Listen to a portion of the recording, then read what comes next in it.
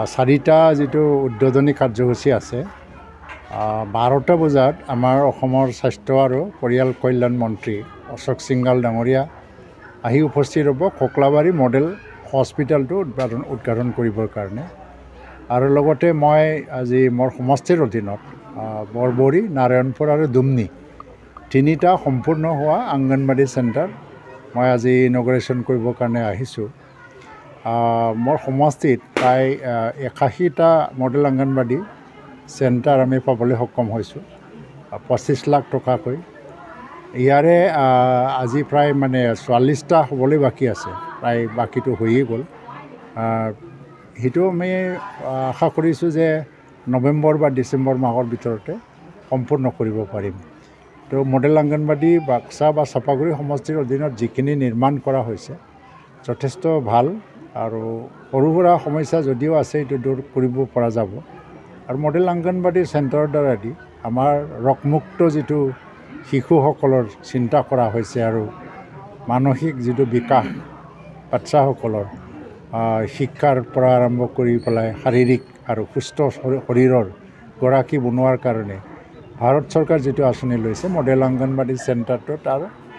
মূল কেন্দ্ৰ বুলি আমি ক'ব লাগিব আৰু সেইকাৰণে ইয়াত আমাৰ ল'ৰা ছোৱালীৰ গাৰ্জেনসকলে যথেষ্ট ভূমিকা ল'ব লগা আছে দায়িত্ব আছে গাৰ্জেনবিলাকে যদি সচেতন নহয় তেতিয়া বাচ্চাবিলাকৰ ক'তবা যদি কিবা ৰোগৰ লক্ষণ আমি দেখিছোঁ বেমাৰৰ লক্ষণ দেখিছোঁ লগে লগে মেমৰ কথা আহি গৈছে মানে ওজন যিটো আমি মাপজোক কৰোঁ আৰু কিবা বেমাৰ হ'লে যে চিকিৎসাৰ কাৰণে যাব লাগে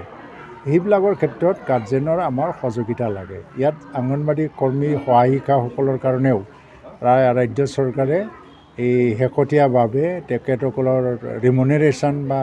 চেলাৰীৰ ক্ষেত্ৰত যথেষ্ট বৃদ্ধি কৰি দিছে তো মই আশা কৰিছোঁ এই অংগনবাড়ী চেণ্টাৰবোৰে আমাৰ গাঁও অঞ্চলত শিশু বিকাশৰ ক্ষেত্ৰত সফলভাৱে তেওঁলোকে ভূমিকা পালন কৰিব ছাৰ ইয়াত যিখিনি খাদ্য আহে বহু সময়তে খাদ্যৰ মানদণ্ডটো নিম্ন বুলি অভিযোগ শুনা যায় এইটো অভিযোগবিলাক আমি হয়তো অসমৰ বহুত ঠাইৰ পৰা এনেকৈ আমি পাই আহিছোঁ কিন্তু বিভিন্ন কাৰণত তদন্ত কৰাৰ পিছত সকলোবোৰ অভিযোগটো সত্যও নহয় কিন্তু ক'তবা নহয় ক'তবা আছে যেতিয়া আহে যদি সচেতন নাগৰিকসকলে লিখিতভাৱে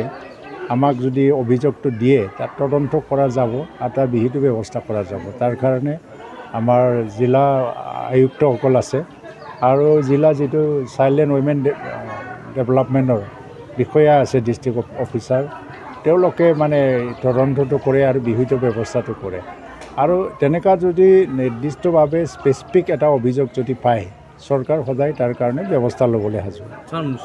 যিকোনো খবৰৰ বাবে যোগাযোগ কৰক 7099017330 লগতে 7099017110 নম্বৰত